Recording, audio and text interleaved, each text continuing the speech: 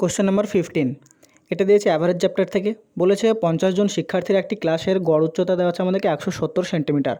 15 জন ছাত্রের গড় উচ্চতা 180 সেন্টিমিটার হলে বাকি ছাত্রদের গড় উচ্চতা কত হবে? তো এখানে আমাদের টোটাল স্টুডেন্ট কত আছে সেটা হচ্ছে 15। যেখান থেকে বলেছে 15 জনের যে গড় যে হাইট বা উচ্চতা সেটা আমাদেরকে 180 দেওয়া আছে।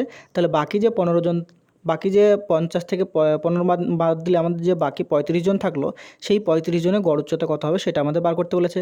তো এই অঙ্কটার ক্ষেত্রে আমি মিক্সচার অ্যালিগেশন যদি লাগাই তাহলে কী করতে পারবো? দেখো, 180 হচ্ছে আমাদের গড় উচ্চতা 15 জনের, আর এখানে আমাদেরকে বার করতে হবে যে বাকি যে 35 জন আছে তাদের গড় উচ্চতা কত হবে। তো এই দুজনের যে গড় উচ্চতা সেটা মিলে আমাদেরকে যে অ্যাভারেজ যে গড় উচ্চতা সেটা আমাদেরকে দেওয়া আছে 170 সেন্টিমিটার। এটা বুঝতে পারা গেছে, এটা হচ্ছে মিক্সচার অ্যালিগেশনের কনসেপ্ট। তাহলে এখানে ভ্যালুটা আমাদের বার করতে হবে। এবার আমাদের কী করতে হবে না, ছাত্রদের যে অনুপাত, অর্থাৎ 180 যেটা ছিল সেটা ছিল আমাদের 15 জনের গড় উচ্চতা, তাহলে এখানে লিখলাম 15। আর এখানে কত হবে? এখানে হবে আমাদের বাকি ছাত্রদের অনুপাত। তাহলে বাকি ছাত্র 50 থেকে 15 মাইনাস করলে এখানে আমরা পাবো 35। তাহলে 15 এবং 35-এর যদি অনুপাত করি তাহলে এখানে আমরা কত পাবো? দেখো, 5 দিয়ে যদি কাটি তাহলে এখানে হবে 3 আর এখানে হবে 7। তাহলে ছাত্রদের যে রেশিও সেটা আমরা পেলাম কত? 3:7।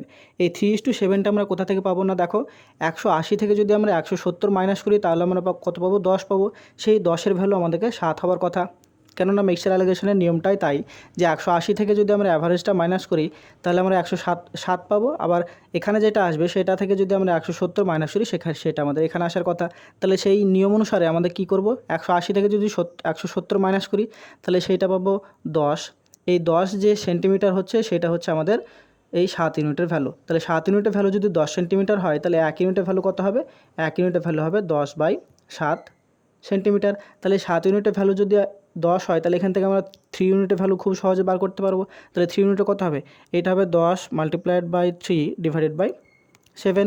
তাহলে এটা হচ্ছে 3 × 10 = 30 ডিভাইডেড বাই 7। তাহলে এটা যদি আমরা কাটাকাটি করি তাহলে এটা লিখতে পারি 4 4 7 28। তার মানে আমরা লিখতে পারি কত? 4 পয়েন্ট সামথিং। তার মানে এইটাকে আমরা অ্যাগ্রিগেট বা গড় হিসেবে যদি 4 ধরি তাহলে এই 4টা আমাদের দেখো কী হবে।